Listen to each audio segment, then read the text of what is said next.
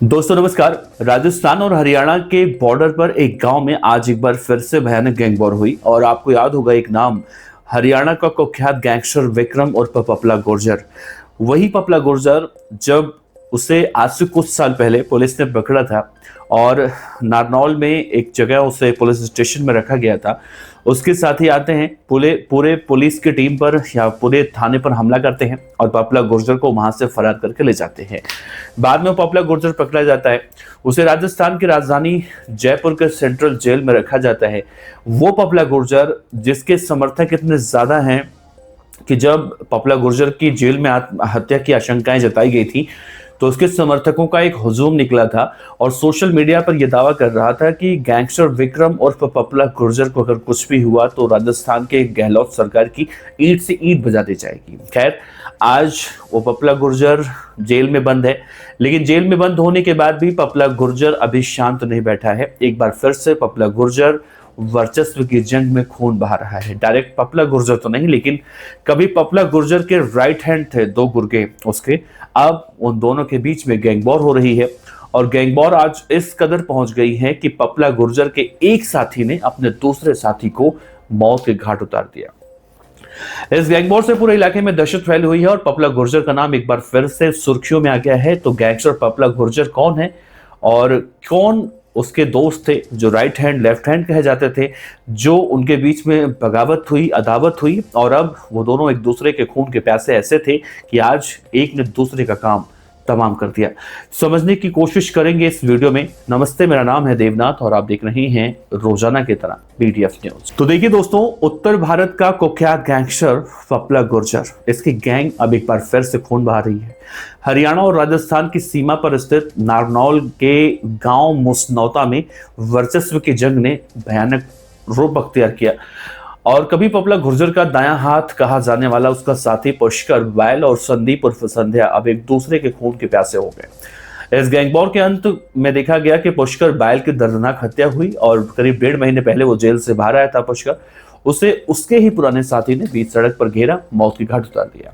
यह घटना उस वक्त हुई जब 33 साल का पुष्कर बैल अपने साथी भीम सिंह के साथ गांव के सरपंच दशरथ सिंह के घर पर एक कार्यक्रम से वापस आ रहा था। हमलावरों ने पूरी प्लानिंग के साथ घेराबंदी की। जैसे ही पुष्कर के स्कॉर्पियो गांव के बस स्टैंड के पास पहुंचती है, वहां से पहले से ही घात लगाकर बैठे संदीप उर्फ संध्या और उसके 10 से 15 गुर्गे उसके ऊपर हमला करते हैं। चॉकलेट और सफेद रंग की 2 कैंपर गाड़ियों से आए बदमाशों ने पुष्कर की गाड़ी को पहले टक्कर मारा, रोका, फिर उसे बाहर खींचा।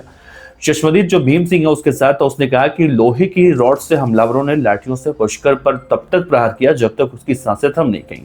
उसने कहा कि किसी तरह वो अपनी जान बचाकर भागने की कोशिश की और कामयाब हुआ। इस मामले में पुष्कर के चाचा ने कहा है कि उन्हें सूचना मिली, जब मौके पर पहुंचे तो हमलावरों ने दुस्साहस सातवें आसमान पर दिखाया। संदीप उर्फ संध्या ने उन पर भी गाड़ी चढ़ाने की कोशिश की और उनकी गाड़ी को गड्ढे में धकेल दिया। हमलावर भागते इस वक्त चिल्लाकर कह रहे थे कि हम तुम्हें भी जिंदा मार देंगे। पूरा गांव फिलहाल इस खूनी मंजर को देखकर इस वक्त सहमा हुआ है। ये केवल एक गांव की लड़ाई नहीं है, बल्कि इसके तार राजस्थान के कुख्यात बहरोड जेल ब्रेक कांड और पपला गुर्जर गैंग के नेटवर्क से जुड़े हुए हैं। मरने वाला पुष्कर बैल और आरोपी संदीप और संध्या कभी पपला गुर्जर के सक्रिय मेंबर थे। राजस्थान और हरियाणा पुलिस के रिकॉर्ड में दोनों पर 10-10 संगीन मुकदमे दर्ज हैं। पपला गुर्जर की गिरफ्तारी के बाद गैंग के बिखराव और इलाके में अपनी धाक जमाने को लेकर दोनों के बीच में दरार आई। संदीप दरअसल 1.5 साल पहले जेल से वापस आया था और जबकि पुष्कर महज 45 दिन पहले ही बाहर आया था। नारनौल, जो कि हरियाणा और बहरौड कोटपुतली यानी राजस्थान के इलाकों में ये गैंग रंगदारी करती है। शराब तस्करी से लेकर अवैध कब्जों के लिए बदमाश कुख्यात रहे हैं। इस हत्या के बाद अब राजस्थान के सीमावर्ती इलाकों में भी गैंग वॉर की आशंकाएं बढ़ चुकी हैं। हत्या की सूचना मिलते ही नारनौल की पुलिस मोर्चा संभालती है। नागरिक अस्पताल में भारी भीड़ इकट्ठा होती है। गांव वालों के रोष को देखते हुए सुरक्षा व्यवस्था कड़ी की गई। पुलिस ने संदीप उर्फ संध्या और उसके साथियों के खिलाफ हत्या का मामला दर्ज कर लिया है। फिलहाल आरोपियों की जो तलाश है वो की जा रही है। CI और स्पेशल सेल दोनों की टीमें लगी हुई हैं, चूंकि गांव राजस्थान सीमा से सटा हुआ है और इसीलिए राजस्थान की पुलिस को भी इस मामले में एक्टिव किया गया है ताकि आरोपी सीमा पार करके भाग न सके।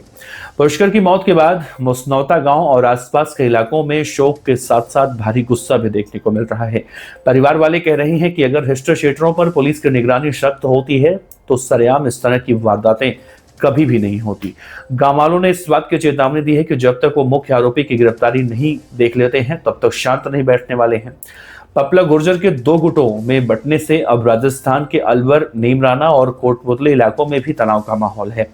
पुष्कर की हत्या का बदला लेने के लिए उसके समर्थक भी लामबंद हो सकते हैं। पुलिस के लिए सबसे बड़ी चुनौती इस वक्त यह है कि इस चेन रिएक्शन को कैसे रोका जाए। फिलहाल जैसा मैंने जिक्र किया कि पपला गुर्जर इस वक्त महेंद्रगढ़ के जेल में बंद है, लेकिन उसके जेल जाने के बाद जब उसकी गैंग में टकराव हुआ, अलगाव हुआ, उसके बाद से ये दोनों गैंग में वर्चस्व की चाहत की वजह से एक दूसरे के खून के प्यासे हो गए और आज पुष्कर वैल मारा गया, जबकि संदीप उर्फ संध्या इस वक्त गैंग वॉर को अंजाम देने के बाद फरार है। फिलहाल इस पूरे मामले में गैंग वॉर की आशंका जताई जा रही है, क्योंकि दूसरा गैंग यानी जो मारा गया है पुष्कर, उसके समर्थक भी अब संदीप उर्फ संध्या को मारने की कोशिश के लिए अब कहीं ना कहीं बदले के लिए लड़ाई कर सकते हैं। और ऐसे में पुलिस को इस बात की आशंका है कि कहीं ये सब कुछ जल्दी ना हो जाए, एट ए टाइम ना हो जाए, उससे पहले ही इन्हें गिरफ्तार कर लिया जाए।